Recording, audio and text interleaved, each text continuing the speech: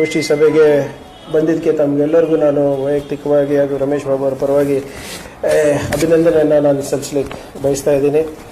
ಇವತ್ತಿನ ಗೋಷ್ಠಿ ಏನಿದೆ ಭಾಳ ಸ್ವಲ್ಪ ಗಂಭೀರವಾಗಿರೋದ್ರಿಂದ ಮತ್ತು ಟೆಕ್ನಿಕಲ್ಲು ಮತ್ತು ಲೀಗಲ್ ಇರೋದ್ರಿಂದ ಎಂದಿನಂತೆ ತಮ್ಮ ಸಹಕಾರ ಮತ್ತು ಸಹನೆ ಕೇಳ್ತಾ ಇದ್ದೀನಿ.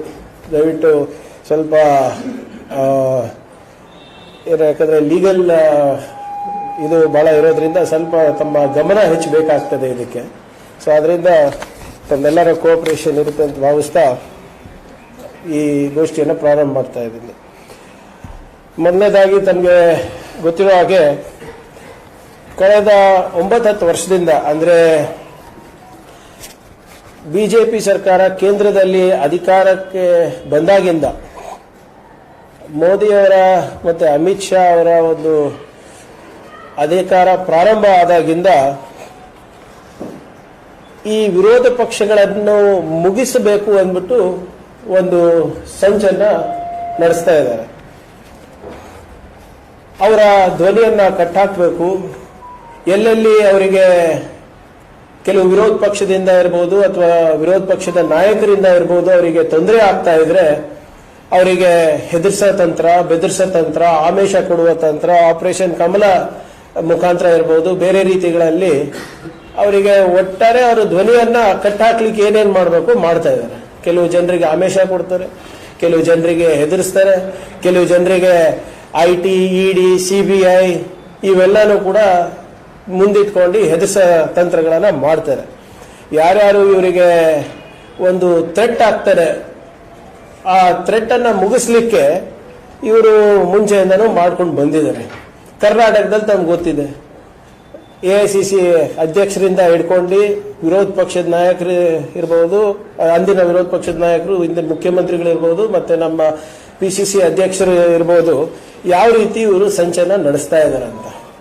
ಯಾವ ರೀತಿ ಅನಾವಶ್ಯಕವಾಗಿ ನ್ಯಾಷನಲ್ ಹೆರಾಲ್ಡ್ ಇರ್ಬೋದು, ಯಂಗ್ ಇಂಡಿಯನ್ನಲ್ಲಿ ಇರ್ಬೋದು, ಅಲ್ಲಿ ಡೆಲ್ಲಿನಲ್ಲಿ ನಮ್ಮ AICC ಅಧ್ಯಕ್ಷರು ಖರ್ಗೆ ಸಾಹೇಬ್ರಿಗೆ ಕರೆಸಿ ಕೂಡಿಸೋದು ಮಾಡೋದು, IT, ED ಬಗ್ಗೆ, CBI ಬಗ್ಗೆ ಇರ್ಬೋದು, ಇಲ್ಲಿ ಅನಾವಶ್ಯಕವಾಗಿ DK ಸರ್ ವಿರುದ್ಧ ಇರ್ಬೋದು, ಸಿದ್ದರಾಮಯ್ಯ ವಿರುದ್ಧ ಇರ್ಬೋದು, ಈ ಏಜೆನ್ಸಿಗಳನ್ನ ಚೂ ಬಿಡೋದಾಗ್ಲಿ, ಇವತ್ತೆಲ್ಲ ಕೂಡ ಮಾಡ್ತಾ ಇದ್ದಾರೆ. ಹಿಂದಿನ ಒಂದು ಸರ್ಕಾರದಲ್ಲಿ ಈ ಒಂದು ಪ್ರಾಮಾಣಿಕ ಪ್ರಯತ್ನ ಅವರು ಮಾಡಿದ್ರು. DK ಶಿವಕುಮಾರ್ ಅವರಿಗಾಗ್ಲಿ ಬೇರೆ ಬೇರೆ ನಾಯಕರಿಗಾಗ್ಲಿ ಅನ್ಸೋ ಕೆಲಸ ಅಂತ ಮಾಡಿದ್ರು. CBI ಮುಖಾಂತರ, IT, ED ನಿಮ್ಗೆಲ್ಲ ಗೊತ್ತಿದೆ. ಚುನಾವಣೆ ಬಂದ ತಕ್ಷಣ ಬರೇ ವಿರೋಧ ಪಕ್ಷದ ನಾಯಕರ ಮನೆಗಳ ಮೇಲೆ, ಕಚೇರಿಗಳ ಮೇಲೆ ದಾಳಿ ನಡೀತದೆ. ಬಿಜೆಪಿಯವರು ಯಾವ ಕಚೇರಿ ಮೇಲೂ ದಾಳಿ ನಡೆಯೋದಿಲ್ಲ, ಯಾವ ಇದು ಇಲ್ಲ. ಅವ್ರು ಏನೇ ಮಾಡ್ಬೋದು, ಹಗಲು ದರೋಡೆ ಮಾಡಿದ್ರು ಪರವಾಗಿಲ್ಲ, ಮರ್ಡರ್ ಮಾಡಿದ್ರು ಪರವಾಗಿಲ್ಲ, ಅವ್ರ ಮೇಲೆ ಏನೇ ರೀತಿಯಾದಂಥ ಕಾನೂನು ಕಾರ್ಯವಾಹಿಗಳು ಆಗೋದಿಲ್ಲ. ಆದರೆ ನಾವು ಏನೂ ಮಾಡಿಲ್ಲ ಅಂದ್ರೂ ಕೂಡ ನಮಗೆ ಒಂದು ಎದುರಿಸುವ ತಂತ್ರವನ್ನ ಮಾಡ್ತಾ ಇದೆ. ನಿನ್ನೆ ರಾತ್ರಿಯಿಂದ ನಮ್ಮ ಮಾಧ್ಯಮದಲ್ಲಿ ಇರ್ಬೋದು, ಮತ್ತೆ ಬಿಜೆಪಿಯ ಸಾಮಾಜಿಕ ಜಾಲತಾಣದಲ್ಲಿರ್ಬೋದು, ಈ ನಮ್ಮ ಒಂದು ಸರ್ಕಾರದ ನಿರ್ಧಾರದ ಬಗ್ಗೆ, ಯಾವುದು DKS ಅವರ ಪ್ರಕರಣದನ್ನ CBI ತನಿಖೆಯಿಂದ ಹಿಂಪಡೆಯೋದ್ರ ಬಗ್ಗೆ ಸಾಕಷ್ಟು ಚರ್ಚೆಗಳು ನಡೀತಾ ಇದೆ. ಸಾಕಷ್ಟು ಗೊಂದಲಗಳು ಕೂಡ ಇದೆ. ಕಾನೂನು ಏನಿದೆ, ಯಾಕಿದೆ, ಹೇಗಿದೆ ಅಂದ್ಬಿಟ್ಟು ಒಂದು ಕಡೆ ಆದರೆ, ಇನ್ನೊಂದು ಕಡೆ ಬಿಜೆಪಿಯವರು ಬಹಳಷ್ಟು ಮಿಸ್ಇನ್ಫಾರ್ಮೇಶನ್ ಅನ್ನ, ಸುಳ್ಳು ಸುದ್ದಿಯನ್ನ ಕೊಡ್ತಾ ಇದ್ದಾರೆ ಎಲ್ಲ ಕಡೆ ಇವತ್ತು.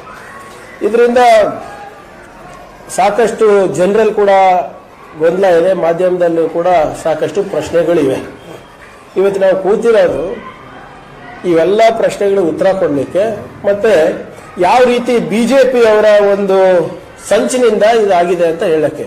ಮೊದಲನೇದಾಗಿ, very clearly I am stating that the permission given to CBI for prosecution or investigation by the previous BJP government is illegal. It is politically motivated.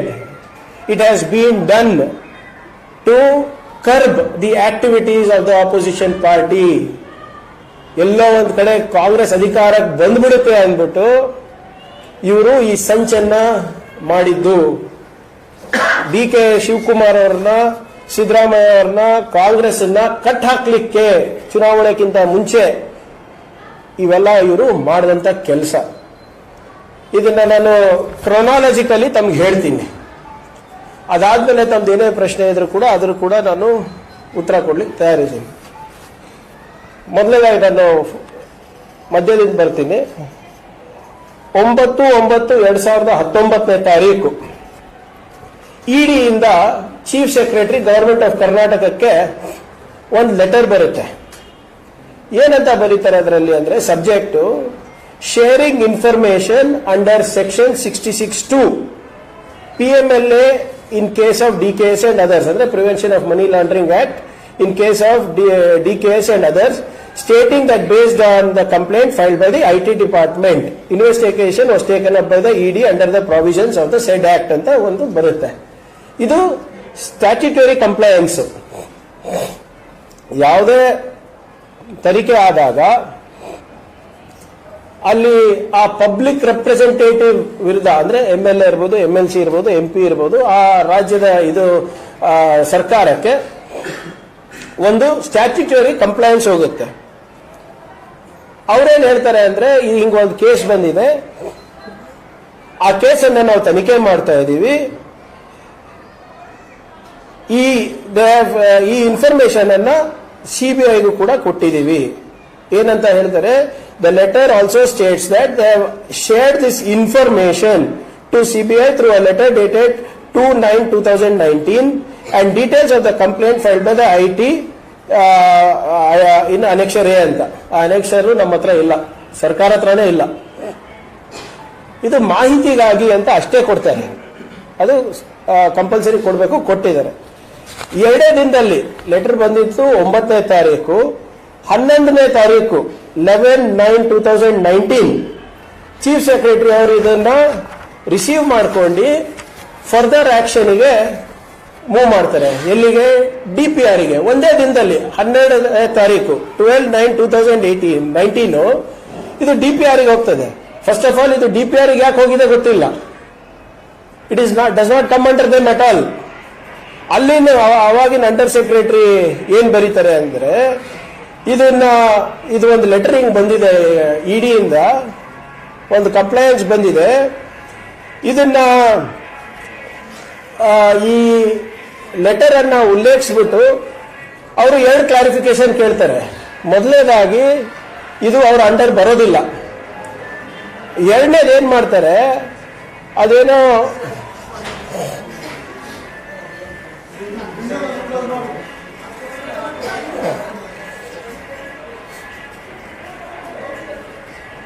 School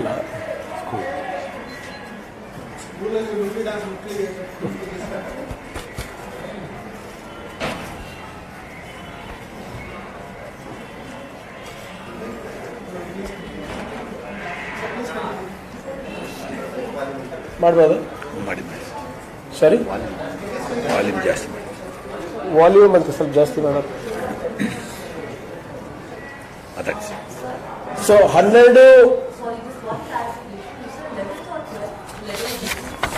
11th letter was received by Chief Secretary. 9th it was dispatched. 11th it was received by Chief Secretary for further action. 12th they write, the Under Secretary writes, which is beyond their jurisdiction. They take a decision. ಅವ್ರ ವ್ಯಾಪ್ತಿಗೆ ಬರೋದಿಲ್ಲ. ಅವರು 2 ಕೇಳ್ತಾರೆ, ಅವರು 2 ಪ್ರಶ್ನೆಗಳನ್ನ ಎತ್ತಿಸ್ತಾರೆ. ಒಂದು, ಇದನ್ನ sanction ಮಾಡಲಿಕ್ಕೆ ನಾವು ಸ್ಪೀಕರ್ ಪರ್ಮಿಷನ್ ತಗೋಬೇಕು, ಮತ್ತೆ ಒಪಿನಿಯನ್ ಆಫ್ AG ತಗೋಬೇಕು. ಎರಡನೇದು, ಇಡಿ CBIಗೆ ಕೊಡ್ತಾರೆ ಅಂತಾರೆ, ಇದು ನಮ್ಗೆ ಸಂಬಂಧಪಟ್ಟದ್ದಲ್ಲ, ಹೋಮ್ ಡಿಪಾರ್ಟ್ಮೆಂಟ್ಗೆ ಸಂಬಂಧಪಟ್ಟಿದ್ದು, ಇದನ್ನ ನಾವು ಟ್ರಾನ್ಸ್ಫರ್ ಮಾಡಬೇಕು ಅಂತ. ಫಸ್ಟ್ ಆಫ್ ಆಲ್ ಅದು ಯಾಕೆ ಈಗ ಬರ್ದು ಕಳಿಸಿದ್ರೆ ಗೊತ್ತಿಲ್ಲ, ಬಹಳ ಕ್ಲಿಯರ್ ಆಗಿ ಬರ್ದು ಕಳಿಸ್ತಾರೆ. To prosecute public servants the sanction under Section 17A(1) of the PC Act is required, and sanctioning authority for an MLA is the Speaker. Therefore, seeks the opinion of the AG and takes steps to transfer the file to Legislative Secretariat for taking appropriate action. ಒಂದನೇದು. ಎರಡನೇದು, since the ED has returned to CBI under Section 6 of the DSPE Act, Delhi Special Powers Establishment Act, only the Home Department has power to pass such an order and therefore to transfer the file to the Home Department. ಕಳಿಸ್ಕೊಡ್ತಾರೆ. ಒಂದೇ ದಿನದಲ್ಲಿ 13/9/2019 additional chief secretary home ಡಿಪಾರ್ಟ್ಮೆಂಟ್ಗೆ ಹೋಗುತ್ತೆ. ಅವ್ರೇನ್ ಬರೀತಾರೆ ಅಂದ್ರೆ, please examine properly with respect to rules and put up. ಕಾನೂನಾತ್ಮಕವಾಗಿ ಏನ್ ಮಾಡಬೇಕು ಅದನ್ನ ನೋಡ್ಕೊಂಡು, ಸಾಧಕ ಬಾಧಕವನ್ನ ನೋಡ್ಕೊಂಡು ಅದನ್ನ ಮೂವ್ ಮಾಡಿ ಅಂತ ಹೇಳ್ತಾರೆ. 16ನೇ ತಾರೀಕು 9ನೇ ತಿಂಗಳು 16/9/2019 ಈ ಅಂಡರ್ ಸೆಕ್ರೆಟರಿ ಯಾರು ಈ ಫೈಲ್ ಎಕ್ಸಾಮಿನ್ ಮಾಡ್ತಾರೆ, ಅಂದ್ರೆ ಈ ಇಡಿದು 9ನೇ ತಾರೀಕು ಬಂದಿದ್ದು, ಅವ್ರೇನ್ ಹೇಳ್ತಾರೆ ಅಂದ್ರೆ, ಇದು PMLA ಆಕ್ಟ್ ಇರೋದ್ರಿಂದ, ಇದು PC ಆಕ್ಟ್ ಇರೋದ್ರಿಂದ ಇದು ಇನ್ವೆಸ್ಟಿಗೇಷನ್ ಬೇಕಾಗ್ತದೆ, ನಾವು ನೇರವಾಗಿ ಏನು ಡಿಸಿಷನ್ ತಗೊಳಕ್ ಆಗಲ್ಲ, ಇನ್ವೆಸ್ಟಿಗೇಷನ್ ಮಾಡಬೇಕಾಗುತ್ತೆ ಅಂತ.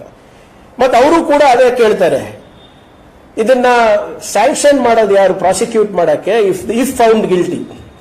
ಮತ್ತೆ ಅಂದ್ರೆ ಗವರ್ನರ್ ಬರ್ಬೇಕಾ ಏನು ಸ್ಪೀಕರಿಗೆ ಬರೀಬೇಕಾ ಅಂತ. ಮತ್ತೆ ಟ್ರಾನ್ಸ್ಫರ್ ಟು CBI ಅದ್ರ ಬಗ್ಗೆನೂ ಪ್ರಶ್ನೆ ಕೇಳ್ತಾರೆ.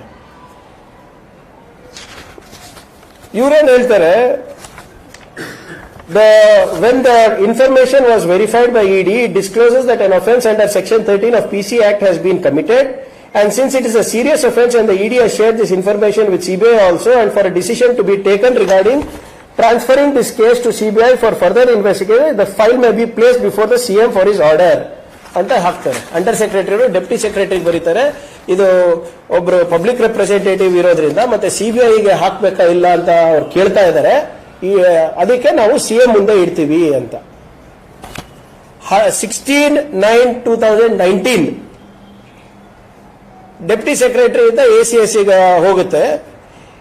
ACS ಅವರು ಅದನ್ನ ರೆಫರ್ ಮಾಡಿಬಿಟ್ಟು AG ಕಳಿಸ್ತಾರೆ. ಅವ್ರೇನ್ ಹೇಳ್ತಾರೆ ಅಂದ್ರೆ, they seek law department's opinion with respect to grant of permission regarding whether it is from the governor or speaker of the assembly. ಅಂದ್ರೆ MLA ವಿರುದ್ಧ ಇದೆ, ಇದು ಒಂದು ಸಿಟ್ಟಿಂಗ್ MLA ಇದ್ದಾರೆ, ಅವ್ರ ವಿರುದ್ಧ ಈ ಪ್ರಕರಣ ಬಂದಿದೆ. ಇದನ್ನ AG ಅವರಿಗೆ ಕಳ್ಸೋಣ ಒಪಿನಿಯನ್ಗೆ, ಸ್ಪೀಕರ್ ಅಥಾರಿಟಿನ ಗವರ್ನರ್ ಅಥಾರಿಟಿನ ಅಂತ ಒಂದು ಬರೆದ್ಬಿಟ್ಟು ಕಳಿಸ್ತಾರೆ. 17/9/2019 ಒಂದೇ ದಿನದಲ್ಲಿ AGಗೆ ಒಪಿನಿಯನ್ ಕಳಿಸ್ತಾರೆ. AG ಅವ್ರು ಏನು ಒಪಿನಿಯನ್ ಕೊಡೋದಿಲ್ಲ, ಕಾಯ್ತಾರೆ. ಎಷ್ಟು ದಿನ ಕಾಯ್ತಾರೆ? 5 ದಿನ ಕಾಯ್ತಾರೆ. 24/9/2019 ಒರಿಜಿನಲ್ ಫೈಲ್ AG ಹತ್ರ ಇದೆ ಅಂದ್ಬಿಟ್ಟು CM ಆಫೀಸ್ ನಲ್ಲಿ ಒಂದು ಹೊಸ ಫೈಲ್ ಓಪನ್ ಮಾಡ್ತಾರೆ. ನೋಡಿ, ಪುರ್ಸೊತ್ತೇ ಇಲ್ಲ ಅವರಿಗೆ. 16th ಹೋಗಿದೆ ಇದಕ್ಕೆ, 17th ಹೋಗಿದೆ AG ಒಪಿನಿಯನ್ಗೆ, 18th, 19th, 20, 21, 22, 23 6 ದಿನದಲ್ಲಿ ಒಬ್ಬ ಶಾಸಕರಿಗೆ ಪ್ರಾಸಿಕ್ಯೂಷನ್ ಮಾಡಿದೆ. ಯಾರಿಗೆ ಬರುತ್ತೆ ಪ್ರಾಸಿಕ್ಯೂಷನ್ ಇರ್ಬೋದು ಅಥವಾ ಸ್ಯಾಂಕ್ಷನ್, ಕ್ಷಮಿಸಬೇಕು, ಸ್ಯಾಂಕ್ಷನ್ ಯಾರಿಗೆ ಬರಬೇಕು ಅಂತ 6 ದಿನದಲ್ಲಿ ಪುರ್ಸೊತ್ತಿರ್ಲಾರ್ದೆ CM office, then CM office ನಲ್ಲಿ ಹೊಸ ಫೈಲ್ ಓಪನ್ ಮಾಡಿಬಿಡ್ತಾರೆ. ಅವತ್ತಿನ ದಿನಾನೇ ತೀರ್ಮಾನ ಏನಾಗುತ್ತೆ ಅಂದ್ರೆ, ನಾವು ಇದು CBIಗೆ ಹಸ್ತಾಂತರ ಮಾಡಬೇಕು ಅಂತ 24ನೇ ತಾರೀಕು ತೀರ್ಮಾನ ಆಗುತ್ತೆ. 24ನೇ ತಾರೀಕು ತನಕ AG ಅವ್ರದ್ದು ಒಪಿನಿಯನ್ ಇಲ್ಲ. ಅದಾದ್ಮೇಲೆ ಏನ್ ಹೇಳ್ತಾರೆ ಅಂದ್ರೆ, 25/9/2019 on 24/9/2019 the chief minister orally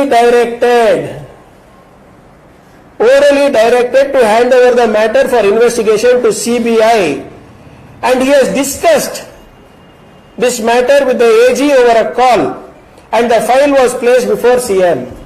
ಅಂದ್ರೆ ಫೋನ್ ನಲ್ಲಿ ಆರ್ಡರ್ ಮಾಡಿಬಿಟ್ಟಿದ್ದಾರೆ 24ನೇ ತಾರೀಕು, ಇವರೇ ಓರಲಿ ಕಮ್ಯುನಿಕೇಟ್ ಮಾಡಿದ್ದಾರೆ ಅಂತ CM ಹೇಳ್ತಾರೆ. ಅಂದ್ರೆ ಒಬ್ಬ ಶಾಸಕರ ಸ್ಯಾಂಕ್ಷನ್, ಪ್ರಾಸಿಕ್ಯೂಷನ್ ಸ್ಯಾಂಕ್ಷನ್ ಮಾಡಲಿಕ್ಕೆ ಅಥವಾ ತನಿಖೆ ಇದು ಮಾಡಲಿಕ್ಕೆ ಅಷ್ಟೇನಾತ್ರ ಸರ್ 5 ದಿನದಲ್ಲಿ 6 ದಿನದಲ್ಲಿ AG ಒಪಿನಿಯನ್ಗೂ ಕಾಯಲಾರ್ದೆ ಮೌಖಿಕವಾಗಿ ಆದೇಶ ಕೊಡ್ತಾರೆ ಅಂದ್ರೆ ಉದ್ದೇಶ ಏನು? ಬಿಜೆಪಿಯವರು ಉತ್ತರ ಕೊಡ್ಬೇಕು ಇವತ್ತು. ಎಲ್ಲ ಕಡೆ ಇದು ಕಾನೂನು ವಿರುದ್ಧ, ಸಂವಿಧಾನ ವಿರುದ್ಧ ಅಂತ ಓಡಾಡ್ಕೊಳ್ತಾ ಇದಾರಲ್ಲ, ಕಾನೂನಿನ ಮತ್ತೆ ಸಂವಿಧಾನದ ಅರಿವಿದೆಯೇನ್ರಿ ನಿಮ್ಗೆ? Why was it done like this? 9ನೇ ತಾರೀಕು ಲೆಟರ್ ಬರುತ್ತೆ, 25 ತಾರೀಕು ಒಳಗಡೆ ನೀವು ಒಬ್ಬ MLA ಸ್ಯಾಂಕ್ಷನ್ ಮಾಡಬೇಕು ಅಂತ CBIಗೆ ನೀವೇ ಬರೆದು ಕೊಟ್ಬಿಟ್ಟಿದ್ದೀರಲ್ಲ. 25ನೇ ತಾರೀಕಿಗೆ ಏನು ಇವ್ರು ಸ್ಯಾಂಕ್ಷನ್ ಕೊಡ್ತಾರೆ ಸರ್, AG ಅವತ್ತೇ ಒಪಿನಿಯನ್ ಕೊಡ್ತಾರೆ. ದಯವಿಟ್ಟು ಗಮನಿಸಬೇಕು, 24th evening decision has been done without AG's consult, return approval. ಮೌಖಿಕವಾಗಿ ಆದೇಶ ಕೊಡ್ತಾರೆ. 25ನೇ ತಾರೀಕು ಇವರು ಆದೇಶ ಕೊಟ್ಟಾದ್ಮೇಲೆ, after decision has been taken, AG has given an opinion. ಏನಂತ ಕೊಡ್ತಾರೆ AG ಒಪಿನಿಯನ್? ಇದು ಮ್ಯಾಟರ್ ಅನ್ನ ನಾವು ಇನ್ವೆಸ್ಟಿಗೇಷನ್ಗೆ ಹಾಕಬೇಕು, ಆಗ್ಲೇ ನಾವು ಕೊಡಕ್ಕಾಗೋದಿಲ್ಲ ಅಂತ ಹೇಳ್ತಾರೆ. ಬಂದ ಒಪಿನಿಯನ್ ಅಲ್ಲ, ಇದು ಸರ್ಕಾರದ ಒಪಿನಿಯನ್ ಅಲ್ಲ ಸರ್. ಅವ್ರೇನ್ ಹೇಳ್ತಾರೆ, ಲಾಸ್ಟ್ ಒಂದು ಪ್ಯಾರಾ ಓದ್ಬಿಡ್ತೀನಿ. ಅವ್ರೇನ್ ಹೇಳ್ತಾರೆ, therefore in the instant case it has to be ascertained by the investigation agency as to what is the nature of the offense committed by the public servant concerned. ಅಂದ್ರೆ ಏನ್ ಮಾಡಿದ್ದಾರೆ, ಏನ್ ತಪ್ಪು ಮಾಡಿದ್ದಾರೆ, ಅವ್ರ ಒಫೆನ್ಸ್ ಏನಿದೆ ಅಂತ ಕಂಡುಹಿಡಿಬೇಕು ಮೊದಲು. If the alleged offense is relating to any recommendation or decision taken by such public servant, only then issue under section 17A would arise. However, if the offense is nothing to do with the decision or recommendation made by the public servant, then the question of sanction under section 17A does not arise. BJP ಅವರೇ, ನಿಮ್ ಸರ್ಕಾರ ಏನ್ ಬರ್ದಿದೆ ನೀವೇ ನೋಡಿಲ್ಲ. It does not arise ಅಂತ ಹೇಳ್ತಾರೆ. This could be seen with the following illustration. For instance, if a public servant is being prosecuted, assets disproportionate to the known source of income, question of grant of sanction as contemplated under section 17A does not arise. DA case idrunu kuda does not arise. Even in case of sanction under section 19, question of sanction would arise only after the charge sheet is filed by the investigation agency.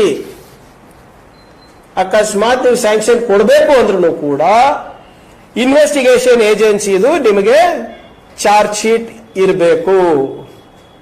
ಮತ್ತೆ charge sheet ಎಲ್ಲಿ ತಪ್ಪ ಆವಾಗ?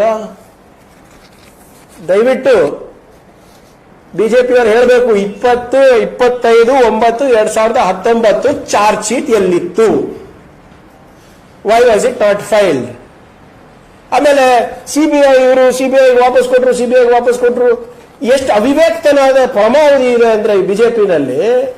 What is the criteria to give a case to CBI? ಓದಿದ್ದೀರಾ? What is the criteria? ಇದು ನಮ್ದಲ್ಲ ಅಪ್ಪ, ಇದು ನಿಮ್ ಗುರುಗಳು ಮೋದಿ ಅವರು ಕಳಿಸ್ಕೊಟ್ಟಿರೋ ಆದೇಶ, ಇದು ನಿಮ್ಮ ಅಮಿತ್ ಶಾ ಕೊಟ್ಟಿರೋ ಆದೇಶ. ಇದು ಏನಂತ ಕೊಡ್ತಾರೆ, ಅದು circular to chief secretaries of all state governments, subject introduction of single window system in Department of Personnel and Training for receiving proposals of CBI investigation. ಅಂದ್ರೆ CBI ಇನ್ವೆಸ್ಟಿಗೇಷನ್ ಮಾಡಬೇಕು, ನೀವು ಪ್ರಪೋಸಲ್ ಕಳಿಸಿದ್ರೆ ಕೆಲವು ಮಾನದಂಡಗಳಿದೆ, ಆ ಮಾನದಂಡಗಳು ಏನು ಅಂತ ಹೇಳ್ತಾರೆ. ಅದರಲ್ಲಿ 5 ಮಾನದಂಡಗಳು ಕೊಡ್ತಾರೆ ಅವರು. ಒಂದನೇದು brief facts of the case to be investigated. ಅಂದ್ರೆ ಕೇಸಿನ ಮಾಹಿತಿ ಬೇಕು ನಮಗೆ, ಫ್ಯಾಕ್ಟ್ಸ್ ಆಫ್ ದ ಕೇಸ್ ಬೇಕು. Copy of the FIR, and if FIR is in local language, the English translation may be provided. Result of the investigation done by the local police, including details of seizures, arrest made, and present status of the arrested accused, that is whether on bail or in custody. Copy of FIR, and if FIR is in local language, adu bitbidi. Copy of FIR beku antare. Ellittu copy of FIR? ಎಲ್ಲಿತ್ತು investigation report? Seize ಮಾಡಿದ್ರಿ, ಅದರೆಲ್ಲ seizures ಎಲ್ಲಿತ್ತು? ಅವಾಗ DK Shivakumar ಅವರು ಜೈಲಲ್ಲಿದ್ರ? Was he on bail? Was he accused? Was he arrested? Where was the copy of the FIR? ಬಹಳ ಸ್ಪಷ್ಟವಾಗಿ ಅಮಿತ್ ಶಾ ಅವರು ನಿಮ್ಗೆ ಸಂದೇಶ ಕಳಿಸಿದ್ದಾರೆ, ಕಾಪಿ ಆಫ್ ದ FIR ಇರಬೇಕು ಮಾರಾಯರೇ ಅಂತ. ಎಲ್ಲಿದೆ ಡೀಟೇಲ್ಸ್? ಮೂರನೇದು details of court case if any filed in the matter. ಯಾವ್ದಾದ್ರು ಕೋರ್ಟ್ ಕೇಸ್ ಇತ್ತಾ? ಇರಲಿಲ್ಲ. justification for referring the matter to CBI including interstate or transnational ramification ಅಂದ್ರೆ ನಾವು ಇದು ನಿಮಗೆ ಹಸ್ತಾಂತರ ಮಾಡ್ತಾ ಇದ್ದೀವಿ ಸಿಬಿಐ ಅವರಿಗೆ. ಯಾಕಂದ್ರೆ ಇದರಲ್ಲಿ ಬೇರೆ ರಾಜ್ಯದ ಅಂತರ್ರಾಜ್ಯದ ವಿಷಯಗಳಿರ್ಬೋದು ಅಥವಾ ಬೇರೆ ದೇಶದ ವಿಷಯಗಳಿರ್ಬೋದು, ಇಂಟರ್ನ್ಯಾಷನಲ್ ಆರ್ ನ್ಯಾಷನಲ್ ಇಶ್ಯೂಸ್. ಅದು ಏನಾದ್ರೂ ಇದು ಜಸ್ಟಿಫಿಕೇಶನ್ ಕೊಡಬೇಕು ಅಂತ ಇದೆ. ಎಲ್ಲಿದೆ ಅಪ್ಪ ಜಸ್ಟಿಫಿಕೇಶನ್ ಅದಕ್ಕೆ? ಯಾವ ಸ್ವಿಸ್ ಬ್ಯಾಂಕ್ ಅಕೌಂಟ್ ಇದೆ? ಯಾವ್ದು national state to state jurisdiction trespass ಆಗ್ತಾ ಇದೆ ಇಲ್ಲಿ? ಮತ್ತೆ ಐದನೇದು ಬಹಳ interesting, reasons regarding local state police not being in a position to investigate the matter. ಮತ್ತೊಮ್ಮೆ ಪುನರುಚ್ಚರಿಸ್ತಾ ಇದ್ದೀನಿ, reasons regarding local state police not being in a position to investigate the matter ಅಂದ್ರೆ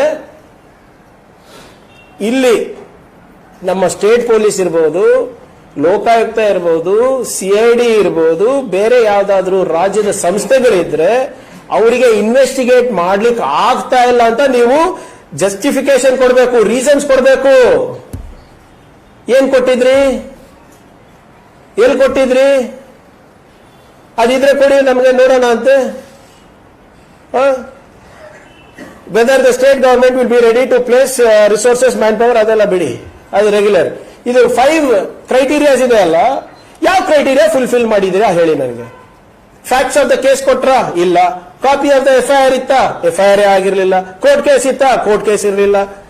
ಏನು ಸಿಬಿಐಗೆ ಯಾಕೆ ನೀವು ಇದು ನ್ಯಾಷನಲ್ ಮತ್ತು ಇಂಟರ್ನ್ಯಾಷನಲ್ ರಾಮಿಫಿಕೇಶನ್ಸ್ ಏನಾದ್ರೂ ಇತ್ತಾ? ಇರಲಿಲ್ಲ. ಯಾಕೆ ನೀವು ಇಲ್ಲಿನ ನಮ್ಮ ರಾಜ್ಯ ತನಿಖಾ ತಂಡಗಳನ್ನ ಬಿಟ್ಟು ಸಿಬಿಐ ಕೊಡಬೇಕು ಅಂತ ನೀವು ಜಸ್ಟಿಫಿಕೇಶನ್ ಕೊಟ್ರಾ? ಇಲ್ಲ. ಎಲ್ಲಿ ಯಾಕೆ ಕೊಟ್ಟಿದ್ದೀರಾ? ಇದು ಕೊಟ್ಟಿರೋದು ಬರೇ ರಾಜಕೀಯ ದುರುದ್ದೇಶದಿಂದ. ಇದು ನನ್ನ ಡಾಕ್ಯುಮೆಂಟ್ಸ್ ಅಲ್ಲ, ಒಂದು ಕೂಡ ನನ್ನ ಡಾಕ್ಯುಮೆಂಟ್ಸ್ ಅಲ್ಲ. It's all the documents of the then BJP government. ಎಲ್ಲ ನಾಯಕರು ಬಂದು ಏನ್ ಟಿವಿ ಸ್ಟೇಟ್ಮೆಂಟ್ ಅಲ್ಲ, ಅದು ಅನ್ಯಾಯ ಆಗ್ತಾ ಇದೆ, ಇದು ಆಗ್ತಾ ಇದೆ, ಸಂವಿಧಾನ ಕೊಗ್ಗಲೆ ಆಗ್ತಾ ಇದೆ ಅಂತ ಮಾಡಿದ್ಯಾರ್ರಿ? ಕೊಗ್ಗಲೆ ಕಾನೂನನ್ನ ಗಾಳಿಗೆ ತೂರಿದ್ಯಾರು? 1/10/2019 ಅವ್ರೇನ್ ಕೇಳ್ತಾರೆ, ಈಗ ಓದ್ನಲ್ಲ ಎಲ್ಲ ಈ 5 ಕ್ರೈಟೀರಿಯಾಗಳನ್ನ 25ಕ್ಕೆ ಒಂದು ಲೆಟರ್ ಕಳಿಸ್ತಾರೆ. ನಮಗೆ ತಲುಪೋದು 1/10/2019. ಅವ್ರು ಕೇಳ್ತಾರೆ ಚೀಫ್ ಸೆಕ್ರೆಟರಿಗೆ, ಸೆಂಟ್ರಲ್ ಗವರ್ಮೆಂಟ್ ಅವರು, ನೀವು ನಮಗೆ ಸ್ಯಾಂಕ್ಷನ್ ಕೊಡ್ತಾ ಇದ್ದೀರಾ ಸಿಬಿಐಗೆ, ದಯವಿಟ್ಟು please furnish details such as copy of FIR and other details of the case in the prescribed pro forma ಅಂತ ಅವರೇ ಕೇಳ್ತಾ ಇದ್ದಾರೆ. ನೀವು ಕಳಿಸಿದ್ದೀರಾ ಅದೆಲ್ಲ ಮಾಹಿತಿ ಕೊಡಿ ನಮಗೆ ಅಂತ. ಏನಂತ ಕಳಿಸ್ತಾರೆ? ಏನು ಇಲ್ಲ ಕಳಿಸ್ಲಿಕ್ಕೆ. 0 documents. 4/11/2019 note put up by Under Secretary states that letter from Union of India dated 1/10/2019 was received seeking for FIR and other details and relevant documents to be filed in the prescribed format. Since no FIR was registered, since no FIR was registered, file was placed for further orders before the Secretary. ಅವರು ಹೇಳ್ತಾ ಇದ್ದಾರೆ, ಕೇಂದ್ರ ಸರ್ಕಾರದಿಂದ ನಮಗೆ ಕೊಟ್ಟಿದಾರಪ್ಪ, ನಮಗೆ FIR ಕೊಡಿ, facts of the case ಕೊಡಿ, ಎಲ್ಲಾನು ಕೊಡಿ, ನಾವು ತನಿಖೆ ಮಾಡ್ತೀವಿ ಅಂದ್ರೆ. ಆದ್ರೆ FIR ಇರ್ಲಾರ್ದ ಕಾರಣ ನಾವು ಏನ್ ಮಾಡ್ಬೇಕು ನಮ್ಗೆ ಗೊತ್ತಾಗ್ತಾ ಇಲ್ಲ, ಅದಕ್ಕೆ ನಾವು ಸೆಕ್ರೆಟರಿಗೆ ಫೈಲ್ ಅನ್ನ ಮೂವ್ ಮಾಡಿದೀವಿ ಅಂತ 4/11/2019. ಅದಾದ್ಮೇಲೆ 20/11/2019 the draft letter was placed before ACS and then to the Chief Secretary, then the file was placed to the CM. 22/11/2019 the CM approved the letter and CS directed to issue the letter. ಅಂದ್ರೆ ಏನ್ FIR ಇಲ್ಲ, ಏನಿಲ್ಲ, ಇಲ್ಲ CBI ಕೊಡ್ಬೇಕು. So ಮುಖ್ಯಮಂತ್ರಿಗಳು ಅನುಮೋದನೆ ಮಾಡಿದ್ರು, ಅಂದಿನ ಚೀಫ್ ಸೆಕ್ರೆಟರಿ ಆದೇಶ ಹೊರಡಿಸಿದ್ರು. ಯಾವಾಗ ಅದಾದ್ಮೇಲೆ ಇನ್ನೂ FIR ಇಲ್ಲ, ದಯವಿಟ್ಟು ನಾವು ಗಮನಿಸಬೇಕು. FIR ಇಲ್ಲ, ಕೇಸ್ ಇಲ್ಲ, ಏನಿಲ್ಲ. ಇಷ್ಟೆಲ್ಲ ನ್ಯೂನತೆಗಳಿದ್ರು, ಲೋಪಗಳಿದ್ರು ಕೂಡ ಏನಕ್ಕೆ ಮಾಡಿದ್ರು ಇದು? ಯಾವ ಫೀಸಿಬಿಲಿಟಿ ರಿಪೋರ್ಟ್ ಇತ್ತು? ಯಾವ ಆರ್ಡರ್ ಮಾಡ್ಲಿಕ್ಕೆ ಇವರಿಗೆ? ಇದು ರಾಜಕೀಯ ದುರುದ್ದೇಶ ಇರಲಿಲ್ಲ ಅಂದ್ರೆ ಇನ್ನೇನು ಮತ್ತೆ ಇವತ್ತು ಎಜಿ ಅವರು ಅವ್ರ ಒಪಿನಿಯನ್ ಅನ್ನ 25ನೇ ತಾರೀಕು ಕೊಡ್ತಾರೆ, ಇವ್ರು 24ಕ್ಕೆ ಮೌಖಿಕ ಆದೇಶ ಕೊಟ್ಬಿಟ್ಟು ಡಿಸಿಷನ್ ತಗೊಂಡಾದ್ಮೇಲೆ ಇವರು ಆದೇಶ ಒಪಿನಿಯನ್ ತಗೋತಾ ಇದ್ದಾರೆ ಇವತ್ತು.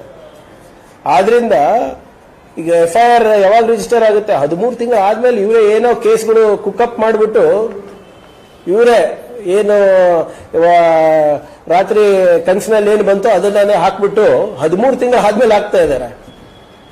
ಆಮೇಲೆ as per law without FIR you can't give only. ನಮ್ದಲ್ಲ, ಕೇಂದ್ರ ಸರ್ಕಾರದ ಇದು ಇದೆ, ಮಾನದಂಡಗಳಿದೆ. CBI FIR ಲಾಂಚ್ ಮಾಡ್ತಾರೆ October 3rd ಸರ್ 2020. ಅದು ಚಾಲೆಂಜ್ ಮಾಡಿದ್ದಾರೆ. ಇದು ಬಹಳ ಕ್ಲಿಯರ್ ಆಗಿ ಏನು ಇದು ಕಾಣಿಸುತ್ತೆ ಅಂದ್ರೆ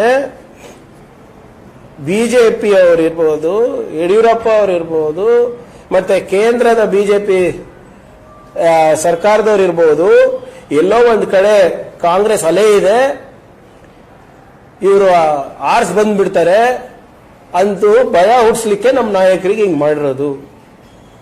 ನಾನು ಹೇಳ್ತಾ ಇದ್ದಿಲ್ಲ, ಶೋಮಿ ಯಾವ ಕಾನೂನು ಪಾಲನೆ ಮಾಡಿದ್ರೆ ನಂಗೆ ತೋರಿಸ್ಬಿಡಿಯಪ್ಪ. ಈ ಒಂದು ದಾಖಲೆಗಳು ಕೂಡ ನಂದಲ್ಲ, ಎಲ್ಲಾನು ನಿಮ್ಮ ಅಂದಿನ ಸರ್ಕಾರದ ದಾಖಲೆಗಳು. ಇನ್ನ ಬಹಳ ಇದೆ ಓದ್ಬೇಕು ಅಂದ್ರೆ. ಹೆಂಗೆ ಕಾನೂನು ಉಲ್ಲಂಘನೆ ಮಾಡಿದ್ದಾರೆ, ಏನೇನು ಮೌಖಿಕ ಆದೇಶಗಳು ಕೊಟ್ಟಿದ್ದಾರೆ, ನಮ್ಮ ನಾಯಕರುಗಳನ್ನ ಕಟ್ಟಾಕ್ಲಿಕ್ಕೆ ಏನೇನು ಮಾಡಿದ್ದಾರೆ ಅವೆಲ್ಲಾನು ಇದೆ. ಇವೆಲ್ಲಾನು ಕೂಡ ದಾಖಲೆಗಳಲ್ಲಿದೆ. ಇವರು ಕಾನೂನು ವಿರುದ್ಧವನ್ನ ಮಾಡಿರೋದನ್ನ ನಾವು ಕಾನೂನಾತ್ಮಕವಾಗಿ ನಾವು ವಾಪಸ್ ತಕೊಂಡ್ರೆ ಇವರಿಗೆ ಬೆಂಕಿ ಹಚ್ತಾ ಇದೆ. ಯಾಕಪ್ಪ? ಆಮೇಲೆ ನಾವೇನೋ ಇದು ಮಾಡ್ತಾ ಇಲ್ಲ. 3 ಸುಪ್ರೀಂ ಕೋರ್ಟ್ ಆದೇಶಗಳಿದೆ, ಇದರಲ್ಲಿ 3 ಸುಪ್ರೀಂ ಕೋರ್ಟ್ ಆದೇಶಗಳಿದೆ ಇದು ಕೇಸ್ಗಳನ್ನ ಹಿಂಪಡಿಲಿಕ್ಕೆ. ನಿಮ್ಮ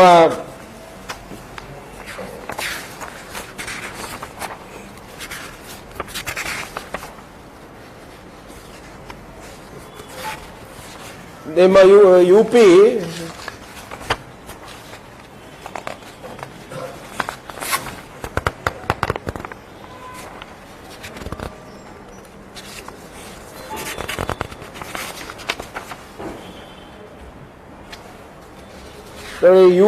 State of UP versus Maharaja Dharmendra Prasad Singh 1989, Dorji versus CBI and others 1994.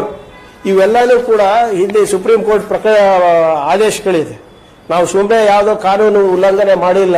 ನಾವು ಸಂವಿಧಾನಿಕವಾಗಿ ಎಲ್ಲ ಸಾಧಕ ಬಾಧಕ ನೋಡ್ಕೊಂಡು what is legal we have done. ಆಮೇಲೆ ಇವರು ಇವತ್ತು ಉತ್ತರ ಕೊಡಬೇಕಾಗಿದ್ದು ನಾವಲ್ಲ, ಬಿಜೆಪಿ ಅವರು ಉತ್ತರ ಕೊಡಬೇಕು, ಅಂದಿನ ಮುಖ್ಯಮಂತ್ರಿಗಳು ಉತ್ತರ ಕೊಡಬೇಕು, ಇವತ್ತು ಬಿಜೆಪಿ ರಾಜ್ಯಾಧ್ಯಕ್ಷರು ವಿರೋಧ ಪಕ್ಷದ ನಾಯಕರು ಉತ್ತರ ಕೊಡಬೇಕು. ಯಾಕೆ ಇದು ಮಾಡಿದ್ರಿ? ಇರ್ಬೇಕಲ್ಲ ನಿಮ್ಮ ಹತ್ರ ಎಲ್ಲ ದಾಖಲೆಗಳು ಇರುತ್ತಲ್ವಾ? ನಿಮ್ಮ ಅಂದಿನ ಏಜಿ ಕರೆದು ಕೇಳಿ ಏನೇನಾಗಿದೆ ಅಪ್ಪ ಅಂತ. It is nothing but a conspiracy against mister Siddaramaiah, against mister DK Shivkumar and the Congress party. They just didn't want us to come to power at any cost. ಇದಕ್ಕೆಲ್ಲ ನಾವು ಹೆದರವರಲ್ಲ, ಬೆದರವರಲ್ಲ. ಸಂವಿಧಾನದಲ್ಲಿ, ಕಾನೂನಲ್ಲಿ ಅಪಾರವಾದಂತಹ ನಂಬಿಕೆ ಇದೆ ನಮಗೆ. ನಮ್ಮ ಸರ್ಕಾರ ಯಾವುದೇ ರೀತಿಯಾಗೂ ಸಂವಿಧಾನಕ್ಕೆ ಅಗೌರವ ತರುವಂತೆ ನಾವು ನಡ್ಕೊಳ್ಳೋದಿಲ್ಲ, ಕಾನೂನಿಗೆ ತದ್ವಿರುದ್ಧವಾಗಿ ನಡ್ಕೊಳ್ಳೋದಿಲ್ಲ. ನೀವಿವತ್ತು ಜಸ್ಟಿಫೈ ಮಾಡಿ ಎಲ್ಲಿಗೆ ಬರ್ತೀರಾ ಹೇಳಿ, ಚರ್ಚೆಗೆ ಬರಕ್ ರೆಡಿ ಇದೀವಿ ನಾವು ಕಾಂಗ್ರೆಸ್ನವರು. ಇದನ್ನ ಜಸ್ಟಿಫೈ ಮಾಡಿ ವಿತೌಟ್ FIR, ವಿತ್ ಏನ್ IT, ED, CBI ಅವರು ಯಾವ್ದಾದ್ರು ಒಂದು ಲೆಟರ್ ತೋರಿಸ್ಬಿಡಿ ನನಗೆ, ಇದು ನಮ್ಗೆ ಹಸ್ತಾಂತರ ಮಾಡಿ ಅಂತ ಒಂದು ಲೆಟರ್ ತೋರಿಸ್ಬಿಡಿ. ಹೀಗೆ ಉಲ್ಲಂಘನೆ ಆಗಿದೆ, ಇದು ನಾವು ಮಾಡ್ತಾ ಇದೀವಿ, ಒಂದು ಲೆಟರ್ ತೋರಿಸ್ಬಿಡಿ. ನಾವು DK Shivkumar ಅವ್ರ ವಿರುದ್ಧ ನಾವು ತನಿಖೆ ಮಾಡ್ಲಿಕ್ಕೆ ತಯಾರಿದ್ದೀವಿ ಅಥವಾ ಮಾಡಬೇಕು ಅಂತ ಒಂದು ಲೆಟರ್ ತೋರಿಸ್ಬಿಡಿ. ಸೊ ಇವೆಲ್ಲಾನು ಕೂಡ ಬಿಜೆಪಿಯವರು ಅಧಿಕಾರ ಎಲ್ಲೋ ಅಧಿಕಾರ ಕೈಯಿಂದ ತಪ್ತಾ ಇದೆ ಅಂದ್ಬಿಟ್ಟು ಮಾಡಿರುವಂತ ತಂತ್ರಗಳು ಇವೆಲ್ಲ. ಅದಕ್ಕೆ ಇವತ್ತು ಅವರ ಸರ್ಕಾರದ ದಾಖಲೆಗಳು ಕೂಡ ಮಾತಾಡ್ತಾ ಇರೋದು. ನಾನು ಹೇಳೋದು ಒಂದು ನಂಬಕ್ ಹೋಗ್ಬೇಡಿ ದಯವಿಟ್ಟು. ಈ ದಾಖಲೆಗಳೇನಿದೆ ಅದನ್ನ ಪರಿಶೀಲನೆ ಮಾಡಿ, ಏನೇನಿದೆ ನೋಡಿ ತಾವು. ಅದಾದ್ಮೇಲೆ ಪ್ರಶ್ನೆ ಕೇಳಿ ಬಿಜೆಪಿ ಅವರಿಗೆ, ಯಾಕ್ರಿ ಹಿಂಗ್ ಮಾಡಕ್ ಹೋದ್ರಿ ಅಂತ. ಏನು ಉದ್ದೇಶ ಏನಿತ್ತು? ಎಲ್ಲಾನು ಕೂಡ ಯಾವ ನಿಮ್ಮ ಕೇಂದ್ರ ಸರ್ಕಾರ ಹೊರಡಿಸಿರುವ ಮಾನದಂಡದ ವಿರುದ್ಧನೇ ನೀವು ಹೋಗ್ಲಿಕ್ಕೆ ಕಾರಣ ಏನು? What is your justification? They have to answer people. ಸದನದಲ್ಲಿ ಚರ್ಚೆಗೆ ಬರ್ತಾರ, ಬರಲಿ, ಕೇಳೋಣ ಈ ಪ್ರಶ್ನೆಗಳು. ಇವತ್ತು ಯಾವುದೇ ರೀತಿಯಾದಂಥ ಕಾನೂನನ್ನ ನಾವು ಉಲ್ಲಂಘನೆ ಮಾಡಿಲ್ಲ. ನಿನ್ನೆ ಸರ್ಕಾರ ತಗೊಂಡಿರುವಂತ ಡಿಸಿಷನ್ ಏನಿದೆ is very much as per law. There has been precedence earlier also, and more importantly 3 supreme court judgment ಇದೆ. ಆಮೇಲೆ ಇಲ್ಲಿವರೆಗೂ ಈ ಕರ್ನಾಟಕ ರಾಜ್ಯದ ಇತಿಹಾಸದಲ್ಲಿ ಯಾವ DA ಕೇಸಿಗೂ ಕೂಡ CBI ಕೊಟ್ಟಿಲ್ಲ, ಇನ್ಕ್ಲೂಡಿಂಗ್ ಮಿಸ್ಟರ್ ಯಡಿಯೂರಪ್ಪಸ್. ನಾಟ್ ಒಂದು ಪ್ರಕರಣ ತೋರಿಸ್ಬಿಡಿ ನಮ್ಮ 50 ವರ್ಷದ ಇತಿಹಾಸದಲ್ಲಿ ಅಥವಾ ನಮ್ಮ 75 ವರ್ಷದ ಇತಿಹಾಸದಲ್ಲಿ ನಾವು DA ಕೇಸನ್ನ CBI ಕೊಟ್ಟಿರೋದು ಸ್ಟೇಟ್ದು ಎಷ್ಟೊಂದಿವೆ, ಇಲ್ಲೇ ನಡೀತಾ ಇದೆ. ಸೊ ಆದ್ರಿಂದ ಇದನ್ನ ನಾವು ಯಾವುದೇ ಇರಲಿ ಕಾನೂನು ಹೋರಾಟ ಮಾಡೋಣ ಅವ್ರ ವೈಯಕ್ತಿಕವಾಗಿ. ಸೊ ಆದ್ರಿಂದ ನಮ್ಮ ಡಿಸಿಷನ್ ಏನಿದೆ is as per law. Thank you.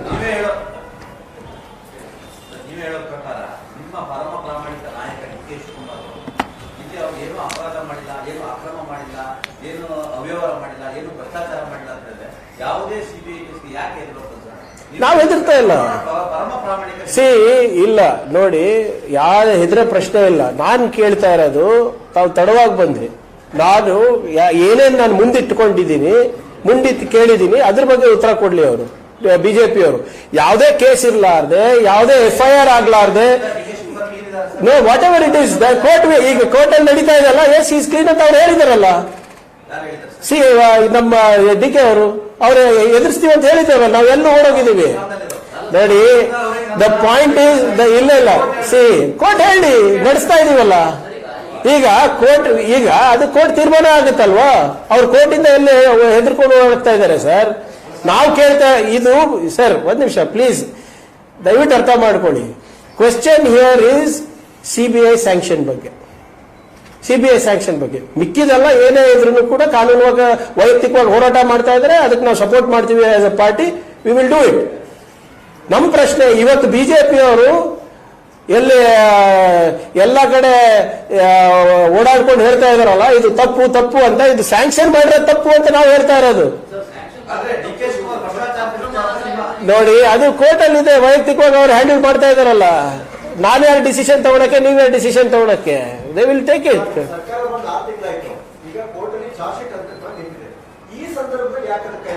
It does not matter ಅಲ್ವಾ ಸರ್? ಈಗ ಹೆದರಿಕೆ ಯಾಕೆ?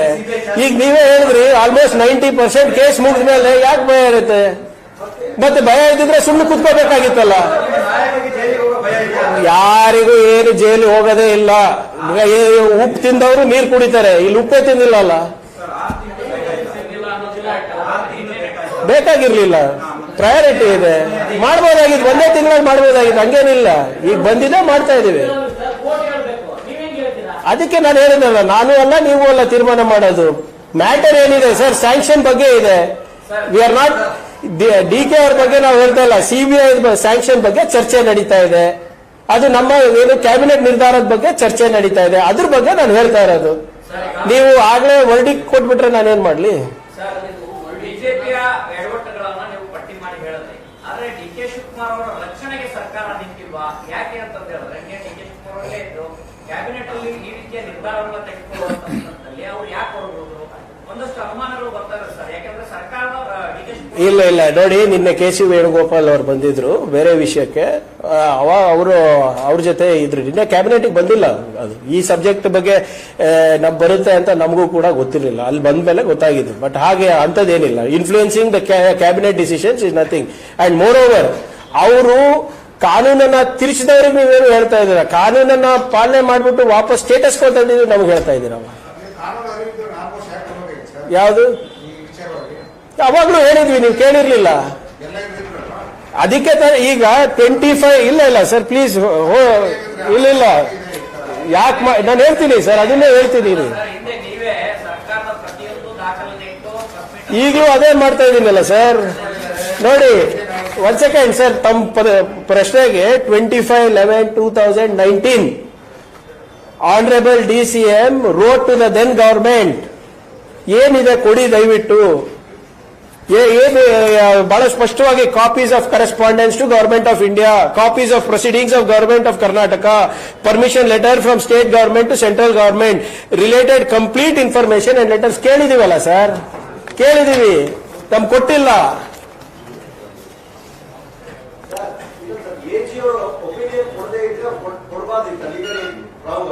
ಯಾವುದು? I am not saying AG's opinion is wrong. ನಾನೇನ್ ಹೇಳ್ತಾ ಇದ್ದೀನಿ ಅಂದ್ರೆ, ಈಗ ಸರ್ಕಾರ AG ಒಪಿನಿಯನ್ ಕೇಳಿದೆ 17ನೇ ತಾರೀಕು. AG ಒಪಿನಿಯನ್ ಬರ್ಲಿಕ್ಕೆ ಕಾಯ್ದೆ ಇಲ್ಲ ಇವರು. ಇವರೇ ಮೌಖಿಕವಾಗಿ ಫೋನ್ ಮಾಡಿ ಇಲ್ಲ you go ahead with CBI ಅಂತ ಯಾವ ಆಧಾರದ ಮೇಲೆ? ಅದಾದ್ಮೇಲೆ AG ಒಪಿನಿಯನ್ ಕೊಡ್ತಾರೆ that it cannot be done ಅಂತ, CBI ಇನ್ವೆಸ್ಟಿಗೇಟ್ ಮಾಡಬೇಕು ಅಂತ ಹೇಳ್ತಾರೆ. In spite of what AG's answer is, ಅವ್ರು ದೇ ಗೋ ಹೆಡ್. AG ನನ್ನ ತರ ಓದ್ನಲ್ಲ ನಾನು.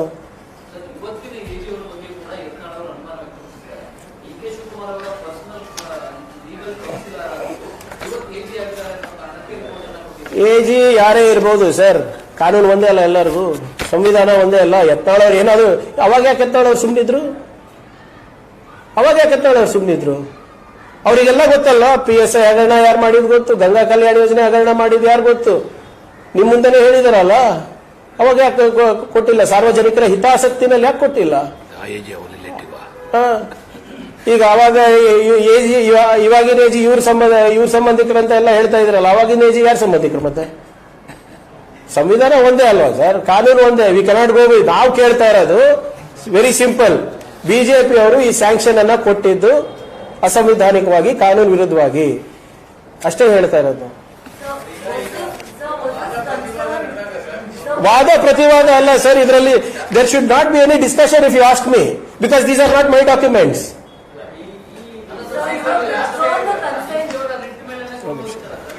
ಕೊಟ್ಟಿದ್ದಾರೆ. See whatever is the writ ನಲ್ಲಿ ಏನಿದೆ ಅದು ಡೆಪ್ಟಿ CM ಅವರ ವೈಯಕ್ತಿಕವಾಗಿ ಇರುವಂತದ್ದು. ಇದು ಅದ್ರ ಬಗ್ಗೆ ನಾನು ಹೆಚ್ಚು ಮಾಹಿತಿನೂ ಇಲ್ಲ, ನಾನು ಅದ್ರ ಬಗ್ಗೆ ಕಾಮೆಂಟು ಮಾಡಲ್ಲ. ಅವ್ರ ಕಾನೂನು ಹೋರಾಟ ಅವ್ರು ಮಾಡ್ತಾ ಇದ್ರೆ ಅದಕ್ಕೆ ಬೆಂಬಲವಾಗಿ ನಾವೆಲ್ಲ ನಿಂತಿದ್ದೀವಿ. ಕಾನೂನಾತ್ಮಕ, we will take it to logical end. Point here today ನಿಮ್ಮ ಮುಂದೆ ಏನಿದೆ ಅಂದ್ರೆ, CBIಗೆ ಸ್ಯಾಂಕ್ಷನ್ ಕೊಟ್ಟಿರೋದು legal illegal. It is completely illegal, completely politically motivated ಅಂತ ನನ್ನ ವಾದ ಅಲ್ಲ. ಸರ್ಕಾರದ ದಾಖಲೆಗಳು, ಬಿಜೆಪಿ ಸರ್ಕಾರದ ಅಂದಿನ ಸರ್ಕಾರದ ದಾಖಲೆಗಳು ಹೇಳ್ತಾ ಇವೆ.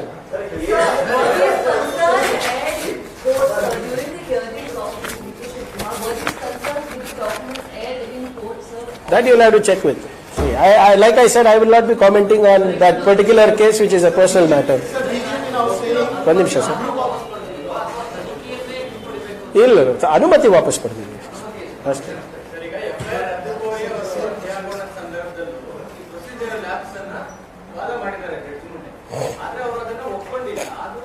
ಅದು ಬೇರೆ ವಿಷಯ ಸರ್. ಈಗ ಅದು ಜಡ್ಜಿಗೆ ಬಿಟ್ಟಿರೋದಲ್ವಾ. ಈಗ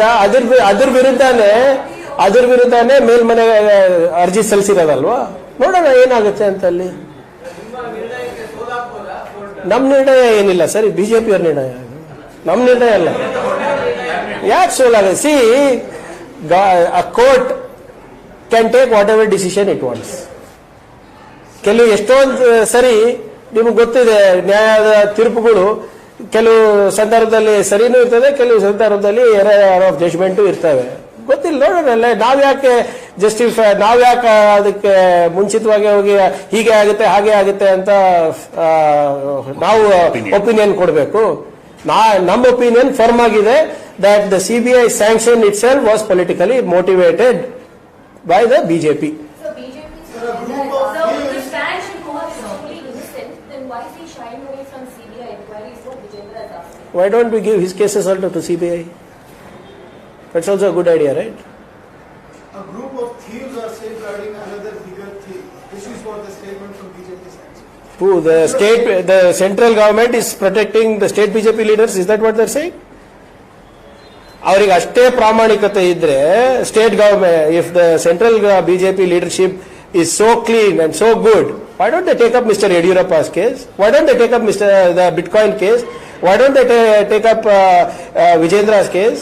Let them take it up. Who's telling them? You're talking about the legal Absolutely. Previous government. Can you give some details, sir? Because BJP continuously saying the decision was just to safeguard their president of the party. The decision was to ensure that they tie us up. As simple as that. All the documents that I have produced is as per the then government's orders. All the criteria for making it a CBI case is done by the central government. So I am not here to give it another meaning. It's a pretty straightforward case. The directions were issued by the then CM in order to curtail the Congress party's activities. Thank you.